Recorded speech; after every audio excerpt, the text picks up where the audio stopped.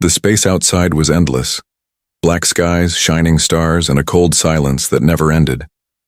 The colony ship Aurora moved slowly across this dark sea. Inside the ship, most of the crew were busy with routine work, fixing systems, checking fuel, watching the scanners. Life in space was always hard, but tonight something felt strange. The youngest worker on the ship, Daniel, walked through the storage bay with a flashlight in his hand. He was just an ordinary human, not a soldier, not a captain. His job was simple: clean, carry supplies, and make sure nothing was broken. He liked the quiet corners of the ship. But tonight, the quiet was different. It felt heavy, almost alive. As he moved between tall boxes of equipment, Daniel heard a sound.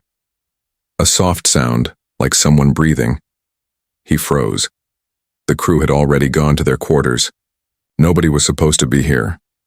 His light slowly swept across the crates until it stopped on a shadow. The shadow moved. Daniel's heart jumped. He stepped closer, holding his breath. There, behind a broken container, was a small figure. A girl. She was sitting on the floor, knees pulled up to her chest, arms wrapped tightly around them. Her skin was pale with a faint silver glow, her hair dark and tangled. Her large eyes looked up at him, eyes not human, shining with faint light like tiny stars. She was shaking. Daniel blinked, unsure if he was dreaming. "Hey, it's okay," he whispered softly, lowering the flashlight so it wouldn't blind her. The girl didn't answer. She pressed herself harder into the corner, as if afraid he would hurt her. Daniel took a slow step forward. "I won't hurt you," he said. "You're safe here." The girl made a small sound, almost like a whimper. Her hands trembled. Daniel noticed her clothes. They weren't from the colony, and not from Earth. They looked royal, but torn and dirty, as if she had been running for a long time. "Who are you?" he asked gently. "How did you get here?" No answer. Only her wide eyes, watching him like a trapped animal. Daniel sighed. He remembered something. His grandmother used to tell him, "A scared child doesn't need questions. A scared child needs kindness." So instead of pressing her, he sat down on the floor a few feet away. He placed the flashlight beside him, letting the dim light spread evenly. "You know," he said with a small smile, "I used to hide in dark corners too. When I was little, I was scared of thunder. The sound was too big for me." He laughed quietly, as if talking to himself. "So I hid under my bed. My mom used to bring me cookies until I felt safe again. Funny, right?" The girl tilted her head, just slightly. Her eyes softened for a moment. Daniel slowly reached into his pocket and pulled out a small pack of dried fruit. It wasn't much, just part of his evening snack. He opened it carefully and placed it on the floor, sliding it closer to her. "Here, it's sweet. You might like it." She hesitated, looking from him to the pack. For long seconds, nothing happened.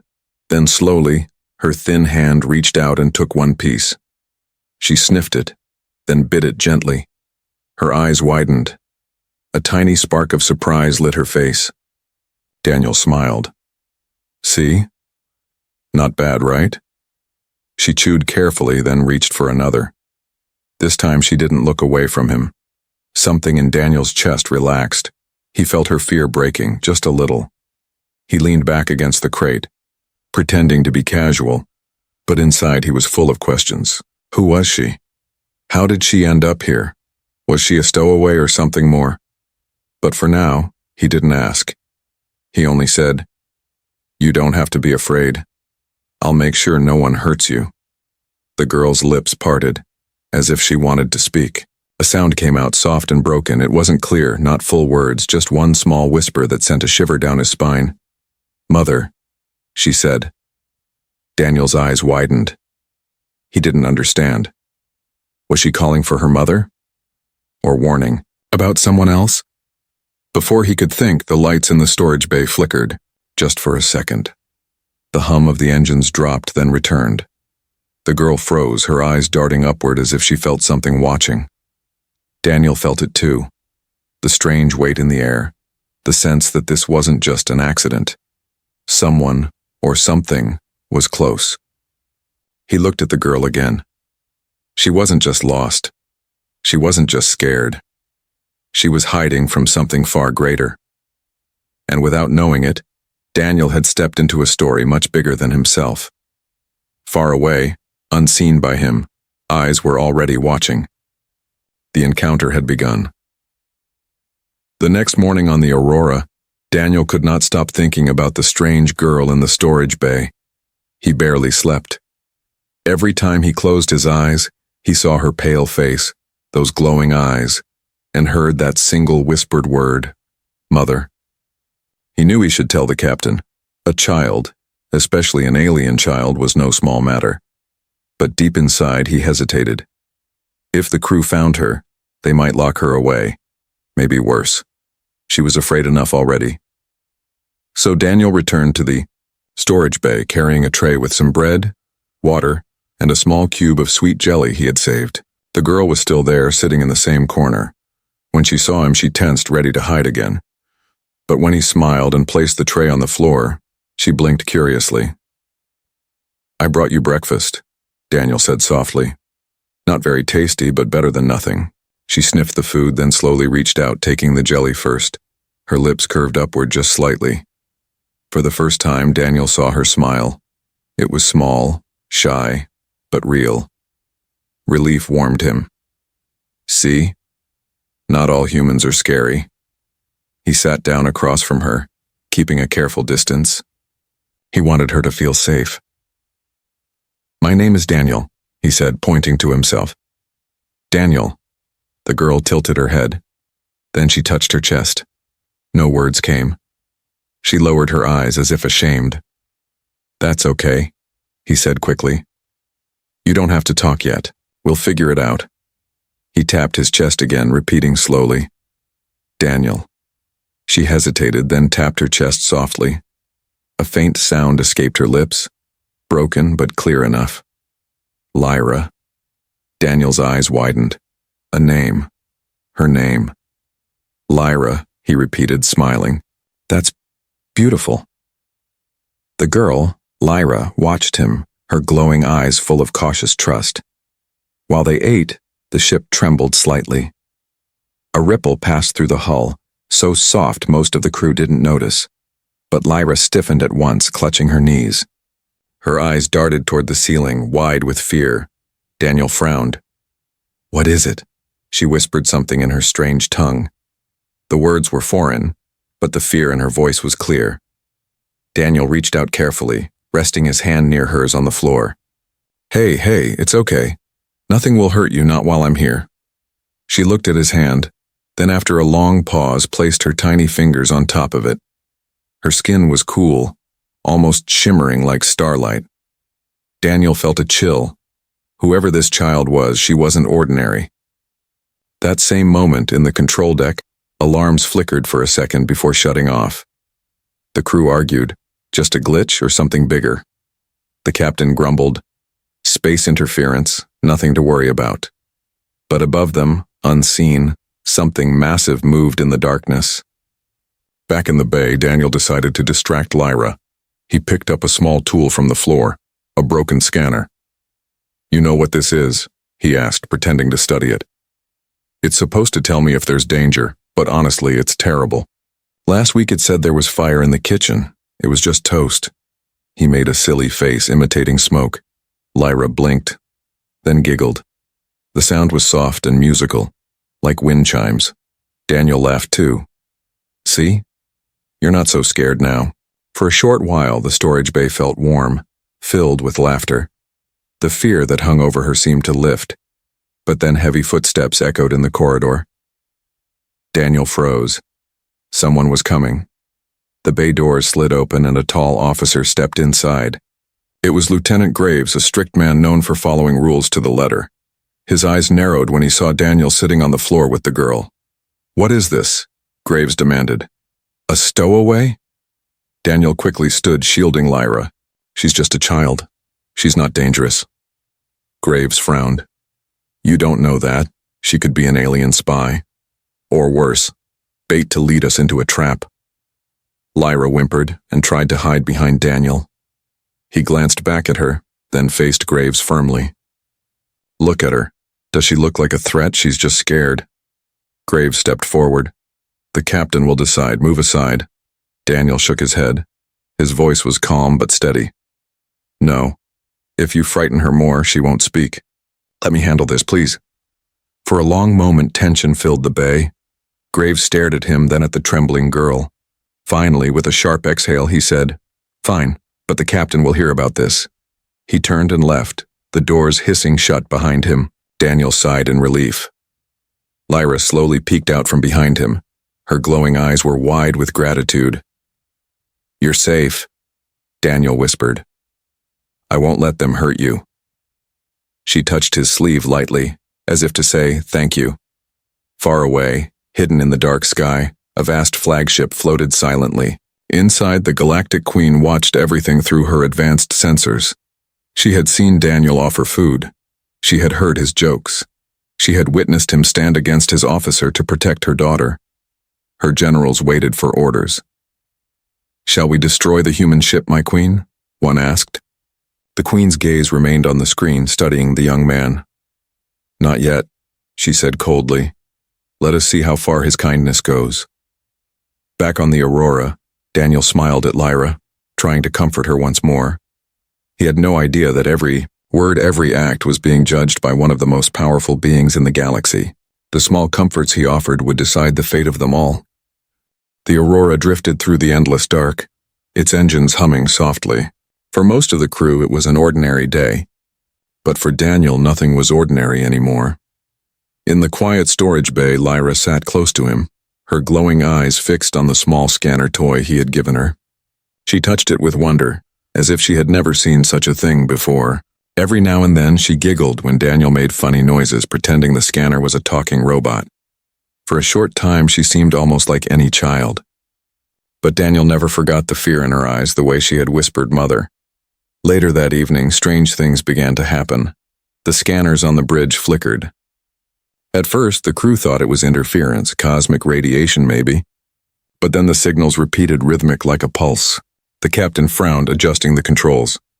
That's no radiation, he muttered. Something is out there. The stars outside the viewport seemed normal, but deep in the black, faint lights flickered, like sparks in the distance. Too quick, too precise. Down in the bay, Lyra suddenly dropped the toy. Her body tensed and her small hands shook. Her glowing eyes widened, staring at the ceiling as though she could sense something through the metal walls. Daniel knelt beside her. What's wrong? She whispered in her broken voice, coming. Daniel's stomach tightened. Who's coming? Lyra pressed her hands together, then pointed upward to the stars. Her lips trembled as she said one word, clear and sharp. Mother. On the bridge, the crew tried to keep calm. The faint lights grew brighter, moving across the darkness with impossible speed. They weren't random. They formed patterns, shifting like a fleet in silent formation. Lieutenant Graves slammed his fist against the console.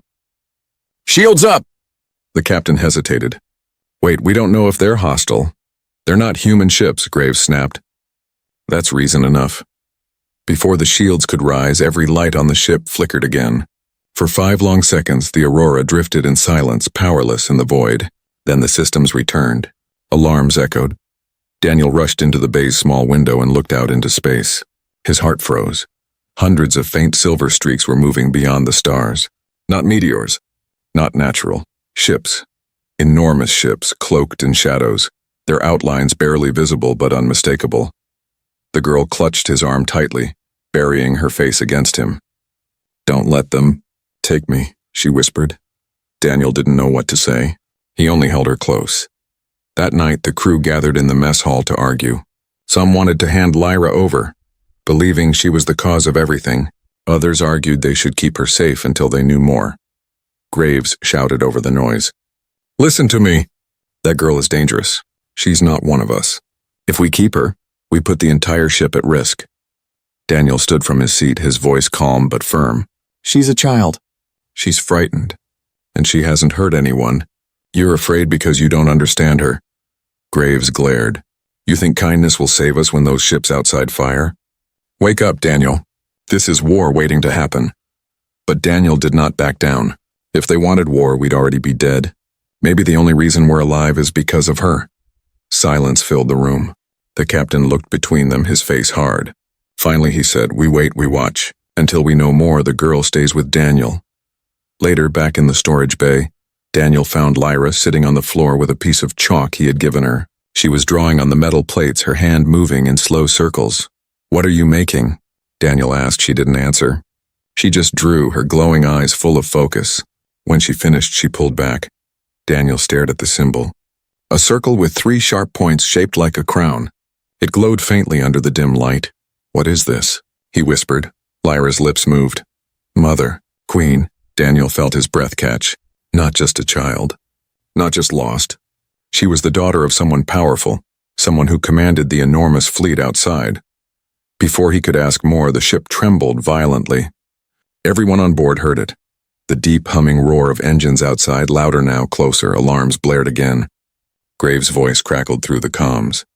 "Captain, the fleet is moving." "They're surrounding us!" Daniel turned to Lyra. She was trembling, but she looked straight into his eyes. Her small voice carried more weight than thunder. "They see you," she whispered. Far above, in her flagship, the Galactic Queen sat on her throne of silver metal. Through her screens, she watched the human boy protect her daughter. She listened as he defended the child against his own crew. Her generals waited. "Your orders, my queen." The queen's eyes narrowed. She raised her hand, her voice cold and sharp. "Not yet. Let them fear the shadows first. Tomorrow, we reveal ourselves." Daniel sat beside Lyra as the ship shook under the unseen presence of the fleet. He didn't know what tomorrow would bring, peace or destruction. But he did know one thing. He would not let her face it alone, and above them the sky itself was no longer safe. The fleet outside the Aurora stayed silent, hidden in the endless dark. The human crew could not see its true size, but Lyra could feel it. Every pulse of her heart matched the silent beat of the warships waiting above. Daniel stayed near her. The storage bay had become their quiet place, but even here the fear pressed down like heavy air. He tried to act calm, to smile, but inside his chest his own fear grew. Far away in the largest ship, the Galactic Queen sat on her throne. She was tall, wrapped in silver and black armor, her crown glowing faintly like a dying star. Around her, generals and advisors stood silently, waiting for her command. On a wide screen before her, the Aurora appeared small and fragile. With a single word, she could destroy it. But she did not. Instead, her sharp eyes stayed fixed on the young human boy, Daniel. She had seen how he made her daughter smile. She had seen how he stood against his officer, protecting a child not of his own kind. To her, this was unusual. Most species, when faced with fear, chose violence. But this boy chose kindness. The Queen's voice was low, cold, yet thoughtful. "Let us see what the humans do when pressed harder. Begin the tests." On the Aurora, strange malfunctions spread through the ship.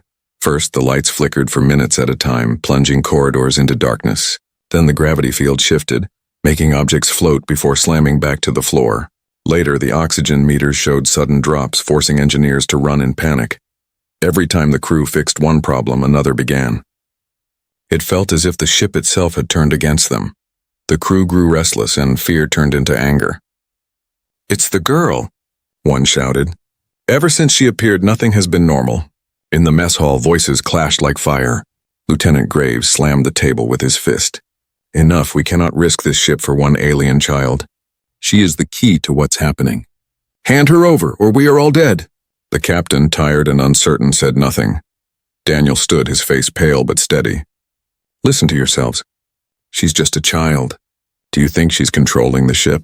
No, someone else is out there watching. If you hand her over, you hand over our humanity." Graves glared at him. "You protect her because you're blind. I protect this crew because it's my duty." The room fell into silence. The crew's eyes moved between them, divided, uncertain. Back in the storage bay, Lyra sat on the floor, her knees pulled close. Daniel knelt beside her, speaking softly. "Don't worry about them," he said. "They're just scared. Fear makes people say things they don't mean." Lyra's glowing eyes shimmered with tears. She shook her head slowly. "Not scared." "Test." Daniel froze. "Test?" She pressed her small hand against the floor, then looked up. Mother watching. The words hit him like a storm. He understood now the malfunctions, the strange signals, the fleet outside. None of it was chance. Someone was testing them. And if Lyra was right, her mother, the Queen, was watching every move. Daniel swallowed hard. He forced a smile for Lyra's sake. Then let's show her something good. He pulled out a small card deck from his pocket, old playing cards his father had given him. He shuffled them clumsily, making exaggerated faces as the cards slipped and fell. Lyra giggled through her tears. He taught her a simple trick, making a card disappear behind his hand. She gasped, clapping her hands, her laughter echoing through the bay. For a moment, fear vanished. Inside the flagship, the Queen leaned closer to the screen. Her generals exchanged nervous looks, one of them bowed. My Queen, this human wastes time with games. He is weak. But the Queen raised a finger, silencing him. No, look closer. The child laughs. She trusts. Even in fear, he gives her peace. This is not weakness. This is power of another kind. Her eyes narrowed. Still, I must know if this power can survive the storm. Suddenly, alarms shrieked across the Aurora.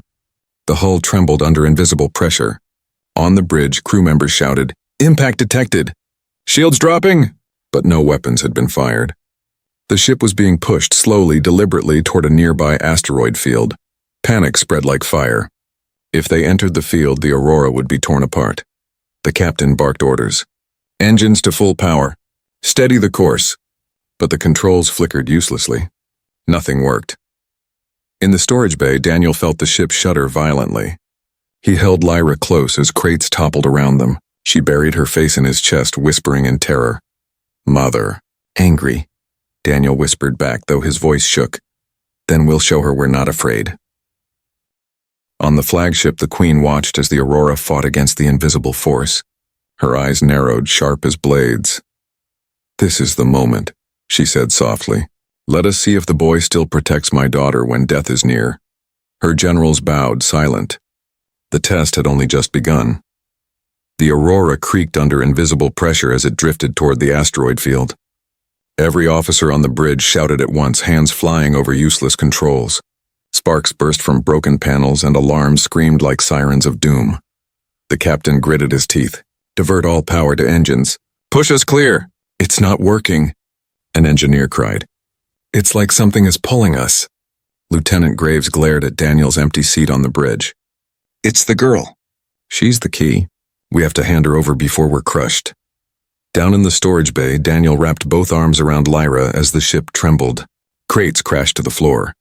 The deck tilted, making them slide across the metal surface. Daniel pulled her close to a wall, shielding her from falling debris.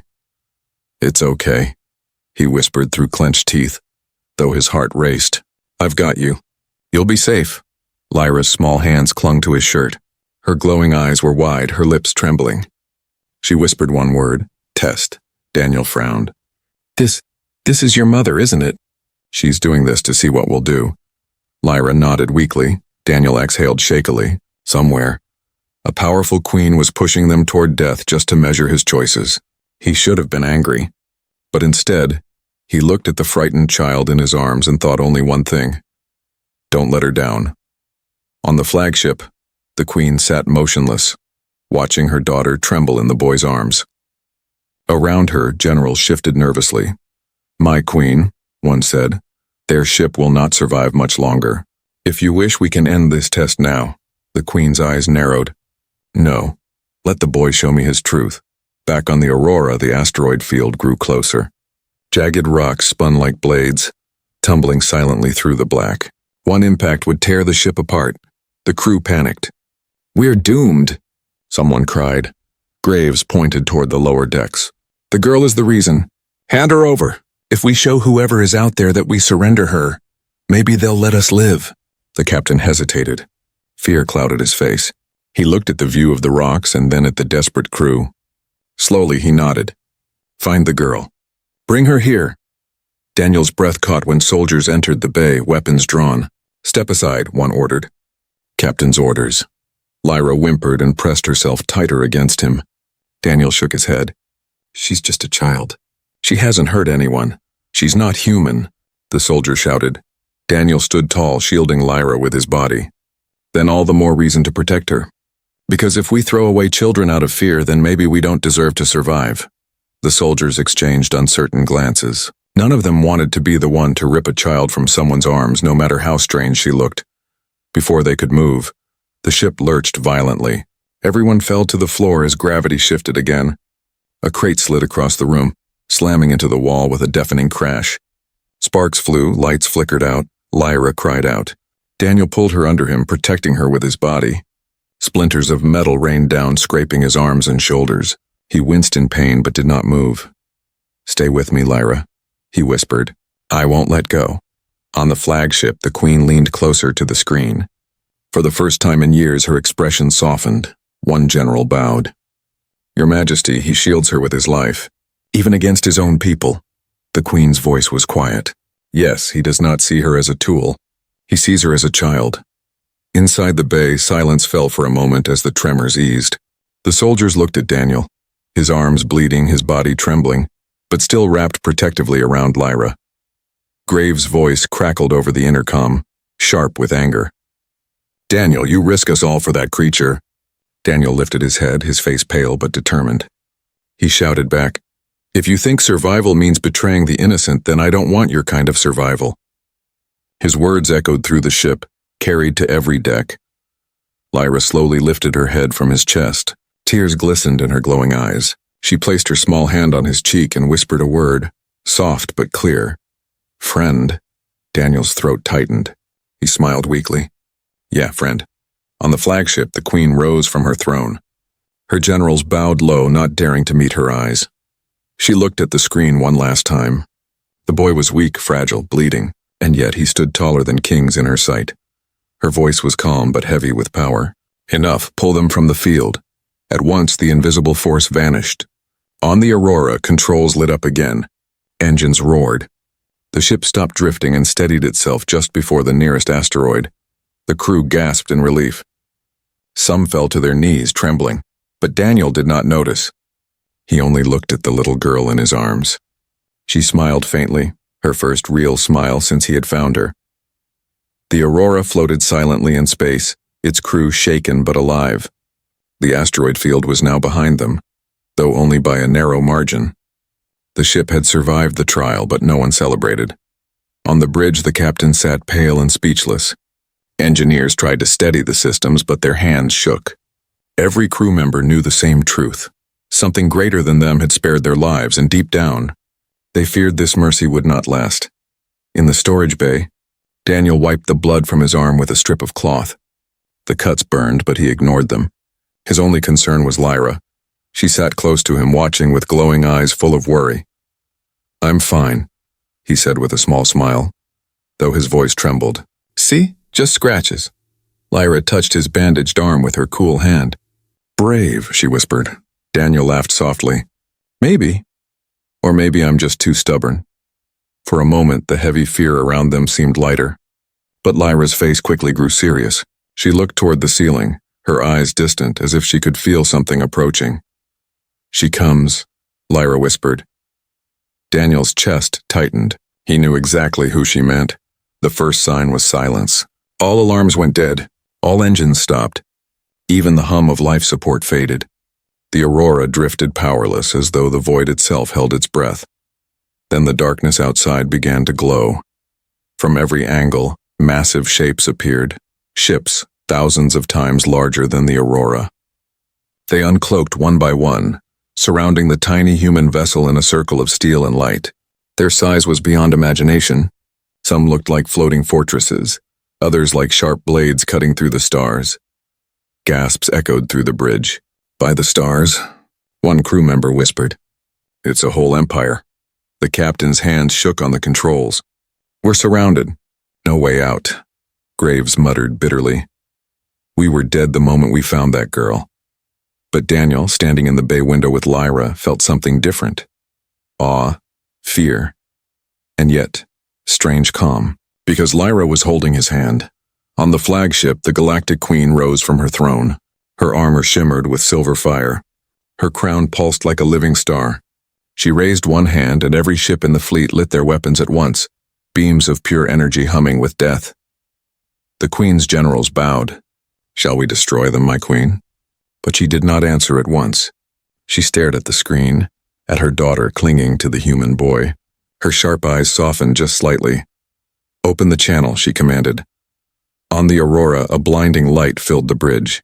Every screen flickered, then fused into one great image. A giant hologram appeared, stretching from wall to wall. Gasps filled the air. The crew fell silent, their eyes wide.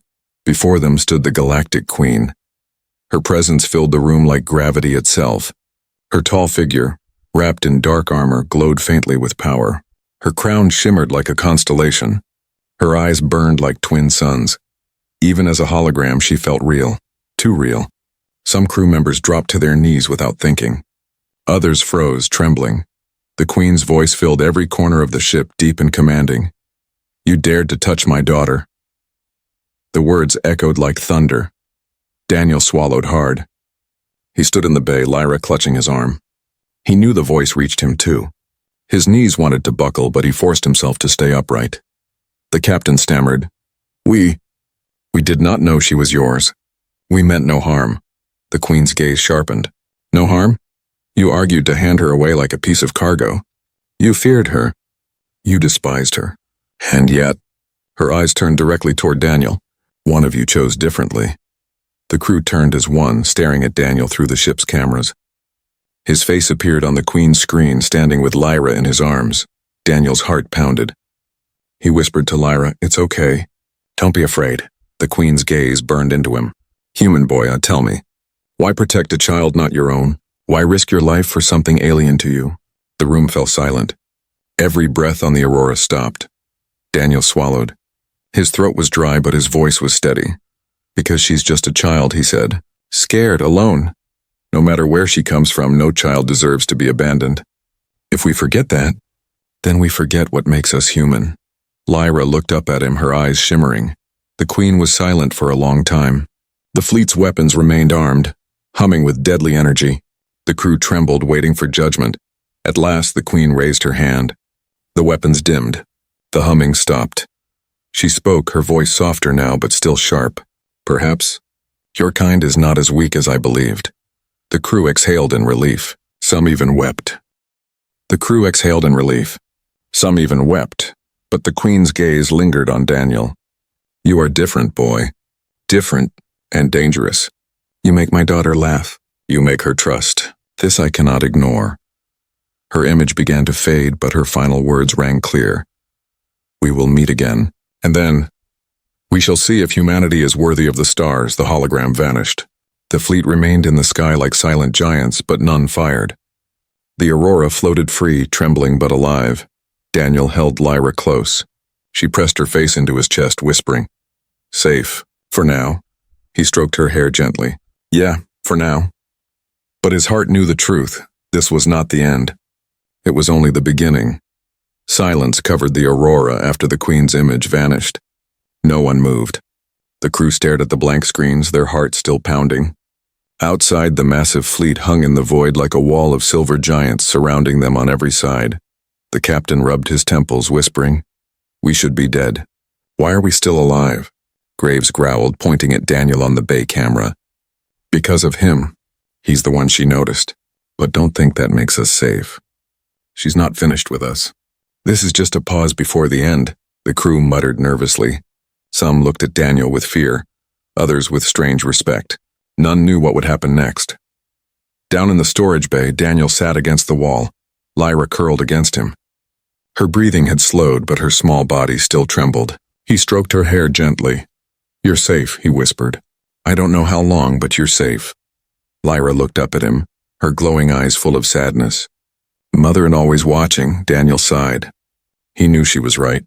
Somewhere above, the Galactic Queen studied every movement, judging not just him but all of humanity. On the flagship, the Queen stood before her throne, her generals kneeling at her feet. She had seen enough.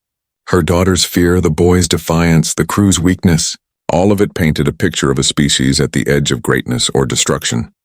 One general lifted his head. "My queen, shall we crush them? One command and the Aurora will be dust." Another said, "Or take the boy. Study him. His kind of courage is rare even among humans." The Queen raised her hand, silencing them. Her voice was cold yet thoughtful. No, this is not the end. This is the beginning. Let the humans taste survival. Let them wonder why. The sky outside the Aurora blazed suddenly as the entire fleet powered its engines. The humans gasped, believing death was seconds away. But instead of firing, the ship shifted.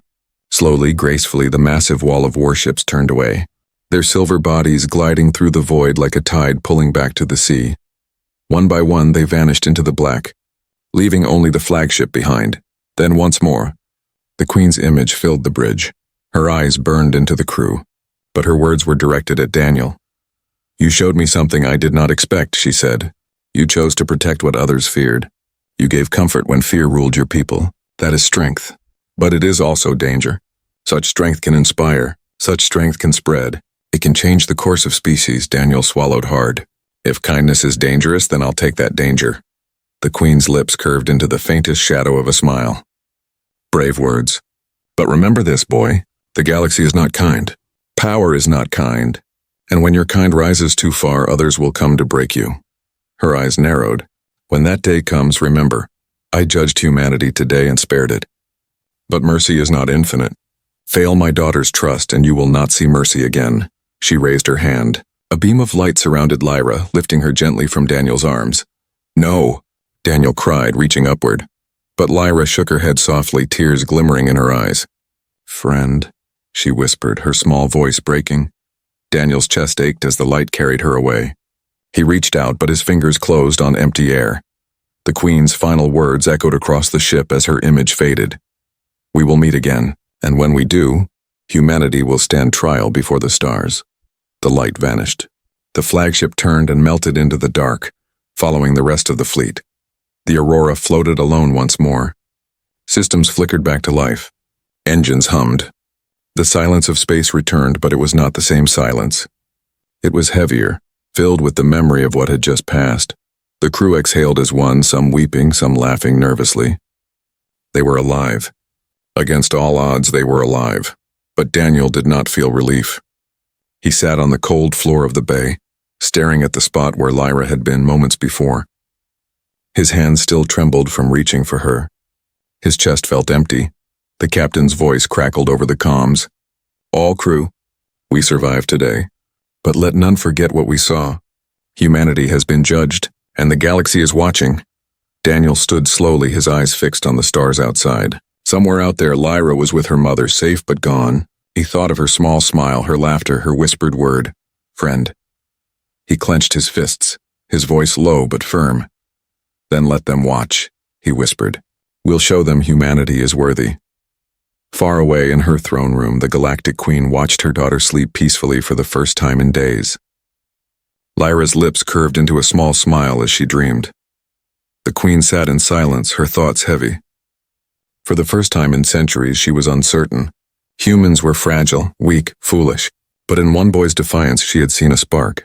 And sparks, she knew, could grow into fire.